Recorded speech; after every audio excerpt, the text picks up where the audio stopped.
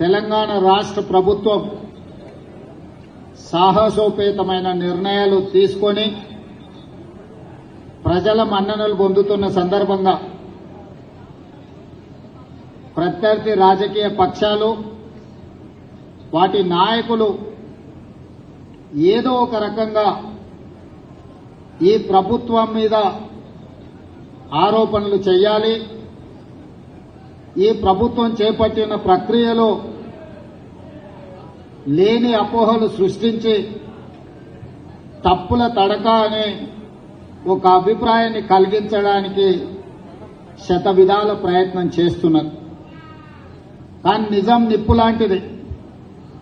ఆ నిజాన్ని వాళ్ళు ఒళ్ళో పెట్టుకున్నా వాళ్ళు జేబులో పెట్టుకున్నా వాళ్ళకే కాలుతుంది తప్ప అది ప్రజలకు నష్టం చేకూర్చదు.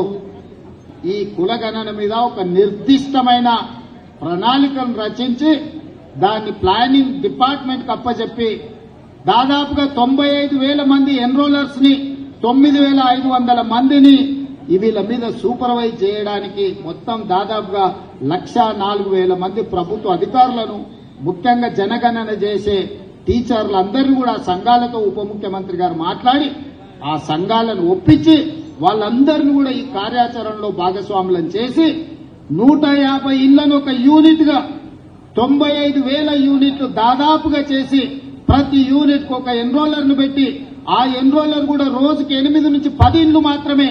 ఎందుకంటే 150 ఇళ్లు 2 రోజుల్లోనో 3 రోజుల్లోనో 4 రోజుల్లోనో చేయమంటే హడావిడిలో తప్పులు జరుగుతాయన్న ఆలోచనతోటి 3 రోజులు ఆ 150 ఇళ్లకు ప్రతి ఇంటికి ఒక స్టిక్కర్ అంటించి మొదట ఆ ఇళ్లను గుర్తించే కార్యక్రమం చేసినాం.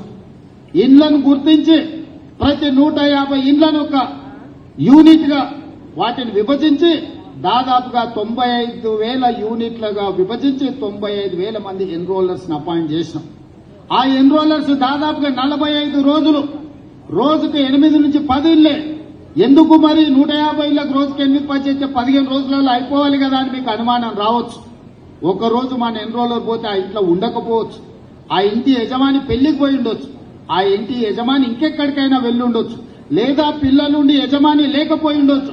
అందుకే 1కి 4 సార్లు ప్రతి ఇంటికి తిరిగి ప్రతి ఇంటి వాళ్ళని కలిసి 8 పేజీల రిపోర్టు 57 ప్రశ్నలు అనుబంధ ప్రశ్నలు పెట్టి పేరు తండ్రి పేరు పుట్టుమచ్చల కాడ నుంచి మొదలు పెడితే వాళ్లకు గొర్రె బర్రె ఉన్నదా, భూమి ఉన్నదా, సంక్షేమ పథకాలు ఏమైనా వచ్చినాయా, రాజకీయ రిజర్వేషన్లు మీరేమైనా పొందినరా, మీ కుటుంబంలో చదువుకున్న వాళ్ళెవరు చదువుకున్న వాళ్ళెవరితో సహా సంపూర్ణమైన సమాచారాన్ని సేకరించి మనమే రాసుకుంటే అందులో లోపాలు ఉన్నాయి, రాసుకున్నాయన ఏం రాసుకున్నాడో నాకు తెలియదని ఇట్లాంటి తిర్రోలు ఎవరన్నా కేటీఆర్ లాంటి వాళ్ళు మాట్లాడతారని రాసుకున్న దాని మీద సంతకం పెట్టించి ఆ సంతకంతో పాటు పక్కన ఆ ఎన్రోల్ చేసిన ఎన్రోలర్తో సంతకాలు పెట్టించి ఆ పక్కన సూపర్వైజ్ చేసిన సూపర్వైజింగ్ అథారిటీతో కూడా 3 సంతకాలు తీసుకుని ఆ పక్కడబందీగా మాన్యువల్ డాక్యుమెంట్స్ తయారు చేసి మళ్లీ 36,000 మందిని కంప్యూటర్ ఆపరేటర్లుగా పెట్టి డేటా ఎంట్రీ ఆపరేటర్స్ పెట్టి ఎవరైతే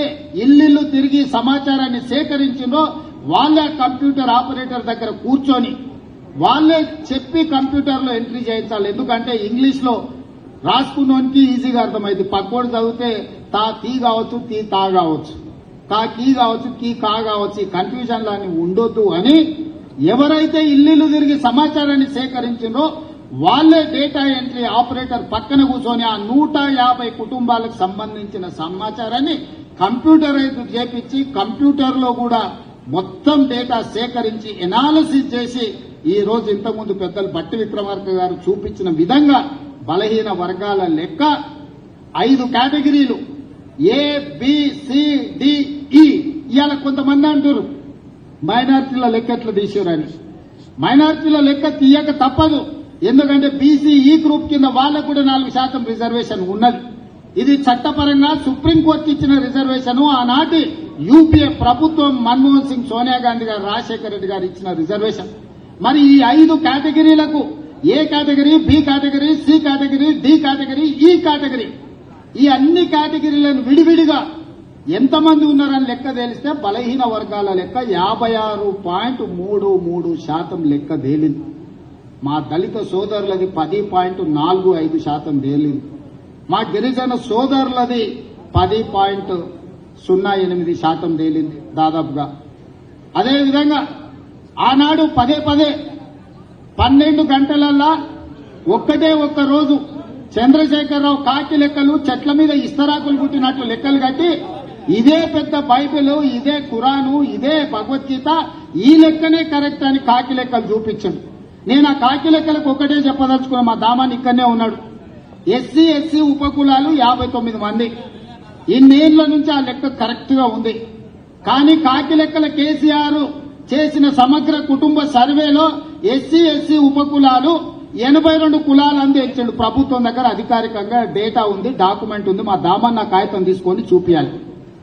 59 కులాలు అని మిగిలిన ఎస్సీ ఉపకులాలు ఎక్కడి నుంచి వచ్చినాయో చంద్రశేఖరరావు చెప్పాలి. ఇక ఆయన సక్కనైన ఆయన లెక్క కడితే గిట్ల తేలింది. చదువుకోకముందు ఎవడో కాకరకాయ అన్నాడంట, చదువుకున్నాక కీకరకాయ అన్నాడంట. లెక్క కట్టనప్పుడు లెక్కలేదైనప్పుడు మా దళిత సోదరుల 59 కులాలు ఉపకులాలు ఉంటే చంద్రశేఖరరావు లెక్కలు కడితే 82 అయినాయి.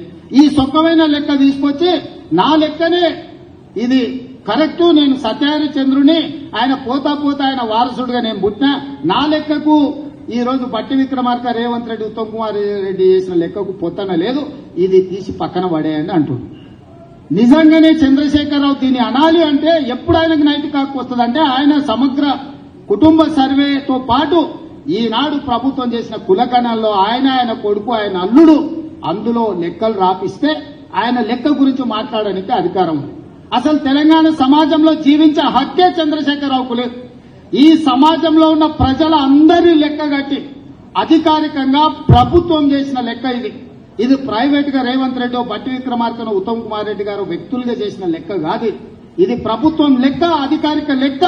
ఈ రోజు లెక్క పక్కాగా ఉండాలని ఇల్లు తిరిగి ప్రతి 150 కుటుంబాలకు ఒక ఎన్రోలర్ను పెట్టి రోజుకి 8 నుంచి 10 కుటుంబాల లెక్కనే తేల్చి ఈ రోజు స్పష్టంగా 3,54,00,000 పైచిలకు ఈ రోజు లెక్క తేల్చినాం. వీళ్ళందరూ వాళ్ళ సమాచారాన్ని ఇచ్చినోళ్ళు, వాళ్ళందరూ జనజీవన స్రవంతిలో ఉన్నోళ్ళు. ఇప్పుడు 16 లక్షల పైగా జనాభా జనజీవన స్రవంతిలో లేరు. అందులో ముందు వరుసలో చంద్రశేఖరరావు, ఆ తర్వాత తారక రామారావు, ఆ తర్వాత హరీష్ రావు, ఆ తర్వాత పోచంపల్లి, నిన్నమన్న గ్యాంబ్లింగ్ చేసిన పోచంపల్లి శ్రీనివాస్ రెడ్డి, గ్యాంబ్లర్స్ అందరూ అందులోనే ఉన్నారు. ఈ గ్యాంబ్లర్స్ కి ఇష్టం లేదు. ఎందుకంటే వాళ్ళ లెక్క తెలుస్తుంది. వాళ్ళ లెక్క తెలిస్తే పోయిన మంత్రివర్గంలో 4 ఆయనతోనే ఎట్లున్నారని మీరంతా మా బలైన వర్గాల సోదరులు అడుగుతారు, కడుగుతారు, వంగబెట్టి దంచుతారని లెక్క తెలియదని కుట్ర చేస్తున్నారు. ఇక మా దాంట్లో మా అమాయక సోదరులు 75 ఏళ్ల తర్వాత ఒక లెక్క పక్కాగా మనం చేస్తే దాన్ని అర్థం చేసుకోకుండా ఈ లెక్క తప్పు అని అంటారు. ఈ లెక్క తప్పు అంటే మళ్ళా మొదటికి వస్తుంది. అంటే ఇక మీ జీవితంలో ఈ లెక్క రావద్దని చంద్రశేఖరరావు ఏదైతే కుట్ర చేస్తుండో మీరు కూడా తెలియకుండానే ఆ కుట్రకు సహకరిస్తారు. నేను ఇవాళ వేదిక మీద నుంచి ఛాలెంజ్ చేస్తున్నా. ఎవరైతే 8 పేజీల లెక్కలో వివరాలు ఇచ్చి సంతకాలు పెట్టారో ఏ దాంట్లో కూడా ఒక్క తప్పు లేదు. ప్రతి కాలం వాళ్ళు రాసిచ్చిందే మా వాళ్ళు రాసుకున్నారు, వాళ్ళు సంతకం పెట్టింది ప్రభుత్వం దగ్గర ఉంది. మేము రాసుకోలే ఈ లెక్కలు, వాళ్ళు రాసి సంతకం పెట్టిన లెక్కనే మేము సేకరించినాం.